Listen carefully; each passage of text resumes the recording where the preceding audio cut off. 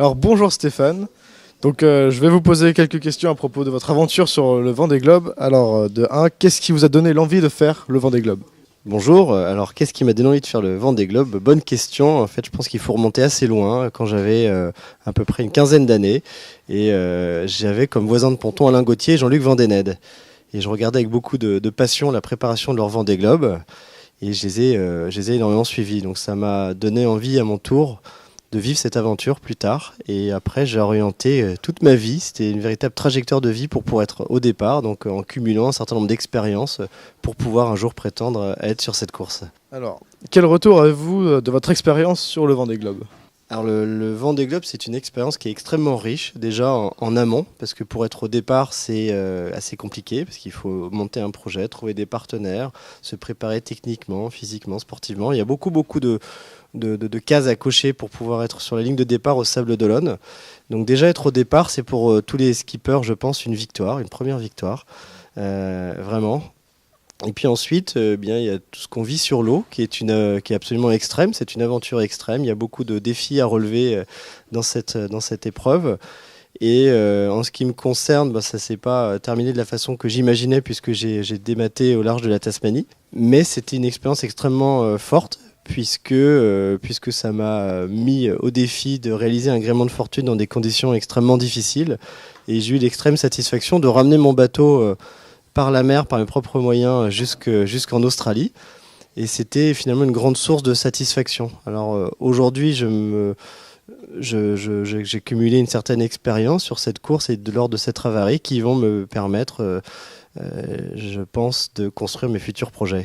Est-ce que cela vous donne envie de refaire une compétition? Alors oui, bien sûr, je vais pas m'arrêter là. Au contraire, quand j'ai dématé, c'était un peu l'impression de regarder un bon film et qu'on coupait le film en plein milieu, donc j'ai pas vu la fin. Donc j'ai très envie de repartir sur ce Vendée Globe et de boucler la boucle. Et au-delà de ce Vendée Globe, maintenant que j'ai mis le pied dans la classe IMOCA, donc ces bateaux de 18 mètres, eh bien j'ai à cœur de continuer. Donc ça passe par les Transats Jacques Vabre en 2017, la Route du Rhum 2018 et puis toutes les autres courses du calendrier. Alors que représentent pour vous les énergies de la mer, tout ce qui est hydrolienne, tout ça? Alors les énergies de la mer, c'est pour moi un sujet que j'ai à cœur, puisque je travaille pour Bureau Veritas et dans les énergies marines renouvelables. C'est pour moi une conviction profonde que l'avenir se conjugue avec les énergies renouvelables et les énergies marines renouvelables à plus forte raison. J'en suis tellement convaincu que sur mon bateau, j'ai produit l'énergie tout au long de mon Vendée Globe en utilisant 2 hydroliennes, une sur chaque bord, qui me permettait de produire 100% de l'énergie du bord. Donc il n'y a pas de raison que si on soit capable de le faire à l'échelle d'un bateau, on ne soit pas capable de transposer ces technologies à des productions beaucoup plus importantes, utilisables par tous. Voilà. Donc j'y crois fortement, je suis déterminé à apporter ma pierre à l'édifice pour que tous ensemble on converge vers l'utilisation de ces énergies du futur. Très bien, merci beaucoup. Alors comment travaillez-vous avec les sponsors? Alors les relations avec les sponsors en course au large, c'est toujours une relation très particulière puisque on partage d'abord une aventure et des valeurs. Donc pour moi, c'est très important quand je construis un projet d'avoir des entreprises qui sont sur la même ligne, c'est-à-dire avec lesquelles on peut raconter une histoire qui met en valeur l'engagement, la solidarité, l'humilité aussi par rapport aux éléments, enfin, tout un tas de valeurs qui sont chères aux marins. Et c'est vraiment pour moi le facteur déterminant de la construction des projets. Les aspects de communication se construisent sur cette relation. Et comment travaillez-vous avec les jeunes? Alors le travail avec les jeunes, ça s'inspire un petit peu du même principe, c'est-à-dire que la voile, la course au large en particulier, véhicule des valeurs qui sont très fortes, très porteuses et qui sont autant d'axes pour discuter avec les plus jeunes et se servir de la course finalement comme un support pédagogique. Il y a tellement de choses à raconter, que ce soit en géographie, en histoire, en technique, et puis bien sûr pour parler de l'environnement, les sensibiliser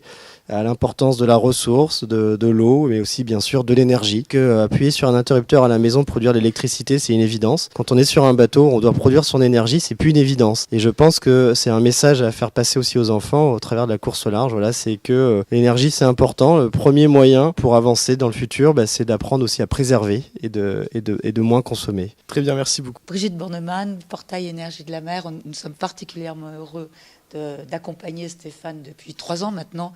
D'abord sur la route du Rhum, on se levait tous les matins à des heures impossibles. La rédaction suivait de jour et nuit d'ailleurs. Et à 6h du matin, on avait un point sur la course. Et Stéphane était génial parce que de temps en temps, il envoyait un mail, mais c'est vrai, il faisait quand même autre chose.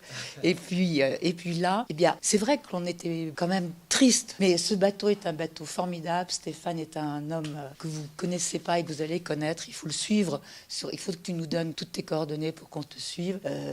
C'est un de nos plus grands, je crois, voileux, comme on dit, mais c'est aussi un homme pour le Bureau Veritas qui apporte beaucoup de gentillesse, qui apporte beaucoup d'allant et qui a su en tout cas ouvrir le Bureau Veritas à ces énergies renouvelables de la mer. Et puis le Bureau Veritas t'accompagne aussi avec d'autres, avec X-Blue. Et puis, je ne sais pas comment tu as pu mettre un matelas sur ton bateau, parce qu'il y a la compagnie du lit aussi, et puis il y a quand même BNP Paribas.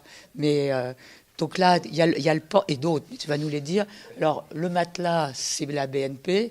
Et puis, le confort, c'est la compagnie du lit. Merci beaucoup, Brigitte. Effectivement, je suis très fier d'avoir le soutien, et j'en profite d'être ici pour te remercier, d'avoir le soutien du portail des énergies de la mer. C'est un soutien précieux et important pour moi, puisque c'est important de souligner mon engagement dans les énergies renouvelables.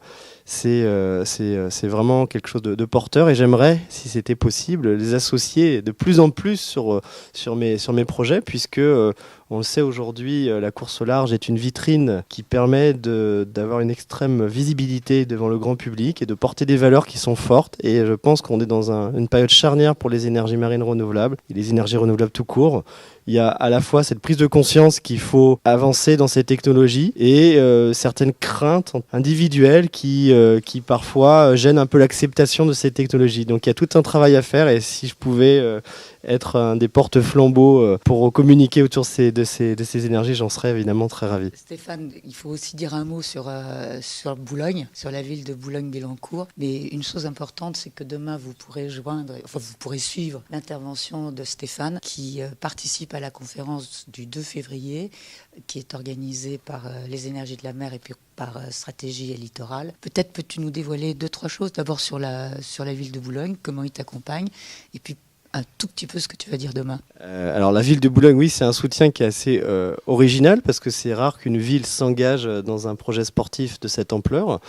Et c'était une très très belle histoire qu'on a partagée ensemble avec les Boulonnais, au sens large, c'est-à-dire les habitants, mais aussi les écoles, les entreprises. Et tout le projet s'est construit autour des valeurs qui sont l'aventure, l'engagement, le travail, enfin tout un tas de valeurs qui sont porteuses et qui permettent aux plus jeunes d'être, je l'espère, une source d'inspiration. Et Boulogne-Billancourt va continuer à me suivre.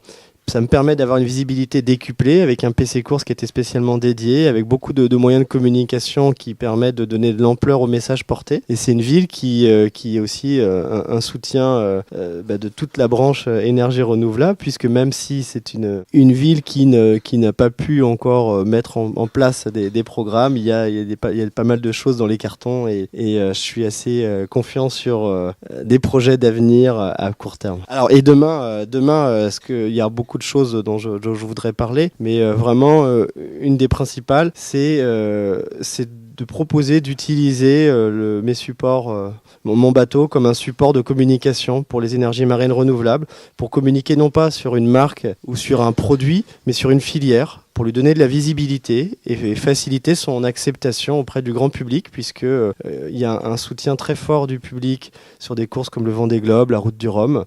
Donc ça permet d'être une tribune qui permet d'avoir une oreille attentive et de faire passer des messages qui sont, je pense, très importants auprès du grand public. Merci beaucoup. En tout cas, vous pourrez nous suivre demain sur energiedelamer.eu et sur vbxradio.fr. Merci beaucoup et à demain.